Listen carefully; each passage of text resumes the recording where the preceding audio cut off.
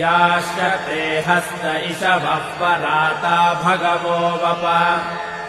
अवतत्यधनुस्त्वगुम् सहस्राक्षशते सुधे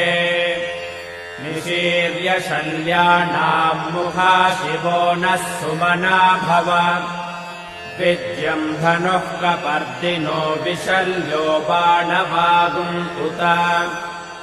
अनेशन्नस्येषव आभुरस्य निशङ्गसिः या ते हेतिर्मेढुष्टमहस्ताम्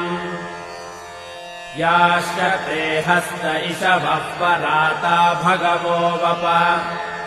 अवतत्यधनुस्त्वगुम् सहस्राक्षशते सुधे